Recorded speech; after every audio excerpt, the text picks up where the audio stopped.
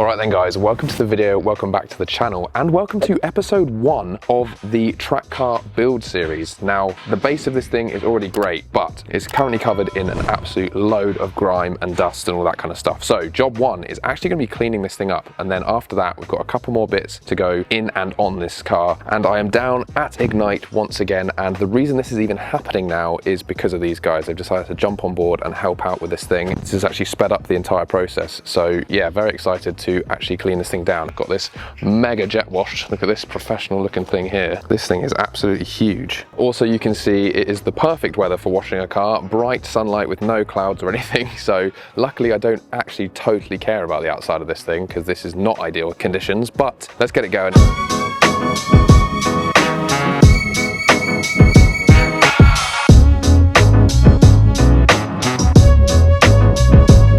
Now this thing is all cleaned up, it looks so much better. This is the first time I've ever actually seen it clean. I suppose it's not that clean, it still sounds pretty much like sandpaper, but looking a lot better than it did. It's very funny now to see how many different shades of red are on this, plus obviously there's various different colours going on. Turns out this rear wing was actually red and has been painted because I can see some of the red coming through now. The wing mirrors are obviously black. Those look like they are actually Nighthawk black. Yeah, let me show you around. Let's start on this side skirt. Look at this massive scratch. It's got a pretty hefty dent just here. This little nick in the door, but this side isn't actually horrendously bad. At least the door is the right color. The door handle, however, is a different red. The wheels are definitely from different EP3s because this one seems to look okay. This one is absolutely covered in just disgusting amounts of brake dust, load of lacquer peel and things, even on the boot trims. Like I said, you can see the red is coming through on the wing. This dent here is, look at all of that lacquer peel in there. We've got some scratches down the side, and this is probably the worst bit of the lacquer peel. You can see all of that in there that I couldn't really just wipe off. This probably does need a machine polish. Got this spider cracking here where like some paint pinged off and things as well. I think it's a pretty perfect car for smashing around a track and having a load of fun with some mates. So next up, I'm going to open the bonnet and clean in here. Let's have a look in here, and there's obviously going to be some more crud, I reckon, in here as well. Yeah, nothing crazy in here. I mean, I've obviously missed this whilst doing the outside, so that's not ideal. I'm not going to jet wash this or anything. I'm just going to wipe this down. And this is looking a whole lot better. Again, not 100% perfect, but it doesn't need to be. Need to keep remembering that. I did actually remember while wiping this down, I do have my old carbon coil pack cover that I could put on here as well, so I need to dig that out. Let's move on to the next thing, which is very exciting. So you might be wondering, 1, why it's pushed in, and 2, why it's even in here in the first place. So pushed in because there's no ECU in this currently, so can't actually start the car. I do have a K100 for this to go in. The plan for this today now is actually, this is a baffled sump, and this is something you need if you're taking your car on track. The K20s are pretty well known for basically oil starvation if you go around a corner too hard for too long, and this stops that from happening. We'll explain more about this once the sump is actually off the engine, but car's ready to go up in the air, wheels are going to come off, brakes are going to get cleaned and things as well, so let's get on with it. Oil is coming out right now, and I'm saving it because even though this car's been sat so long, the car's actually probably done maybe 40 miles, if that. So this is all super fresh oil, even though it looks dark. Super good, high quality stuff. So this is gonna go back in, that's why I'm saving it. Then also the subframe has to be dropped down to be able to get this sump off. Then all the bolts on the sump can come undone, and then this thing should drop out.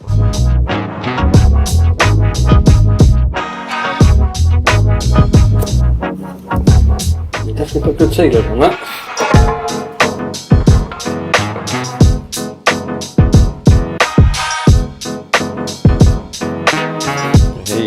The sump is all cleaned up, ready to go, and this is obviously an empty sump. This is how they come from the factory. So Joel, this Clockwise Motion Baffled Sump, what have we got here? Obviously, if we look at the original design of the sump, it is very open. It gives a lot of chance for the oil to be able to slosh sideways, backwards, forwards, etc. with G-force. The purpose of this is keep all the oil around the pickup. So what we've got is the trap doors in here. The trap doors only work one way. So I let the oil in, it won't let it back out. Purpose of that being hold all the oil around the pickup, and we stop the chances of losing oil pressure under extreme use. So very Very simple install. This literally just drops in, so no cutting, no welding, very simple, just drop in, ready to go. Perfect. Right, so as a little demonstration, let's fill this with water and then show you the difference between having nothing in it and then having the baffled sump in. Imagine all of this water in here. This is the oil around your oil pickup. So obviously with no baffle in there at all, it can just slosh around. There is nowhere for it to be trapped around the pickup. So imagine this is the engine going around some corners or that kind of thing. You can see how much this moves around.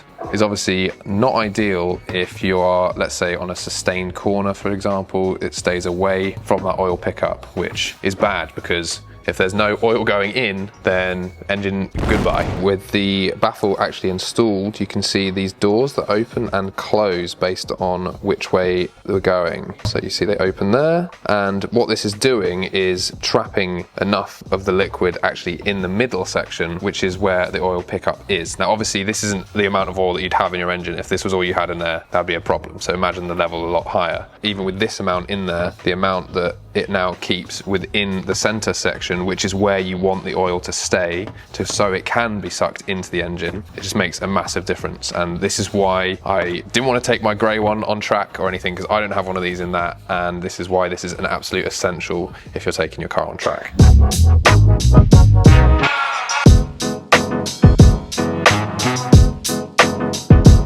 So time to get all this water out, obviously, because I don't want to hydrolock the engine. Get some sealant on this thing, and this thing is ready to go straight back on the engine. The sump's going back in, and yeah, subframes had to be dropped down to actually fit this thing through before this thing can get actually bolted right back in there.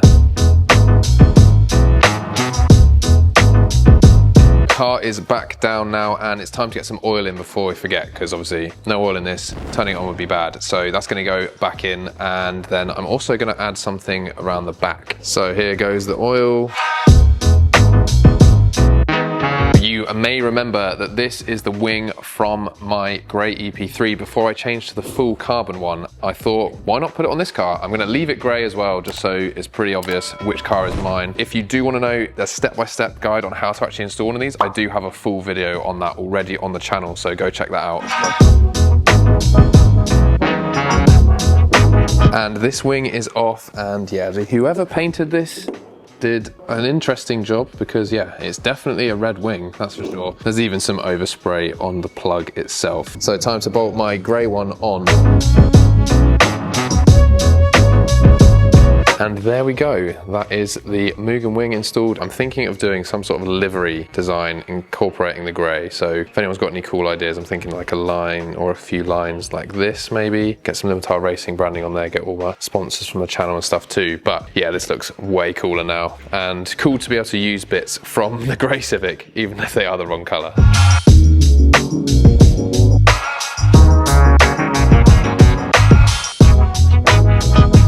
This is truly getting closer to the point where it's actually going to be ready to go onto a track, and we get to experience it, which is going to be amazing. Still got a few things that need to happen. We need to sort out some tow hooks. Obviously I need some brakes and some tyres. The ECU needs to go in this thing. So this isn't fully ready to go, but this is a huge step in the direction that we want to be heading to be able to get this thing out. So a huge shout out to Ignite Automotive for helping get this car up and running. If you want to get your car booked in, everything is down below, so go check them out. Leave a comment down below if you're excited to see this series actually kicking off properly. Don't forget to like this one, subscribe, and I'll catch you guys in the next one.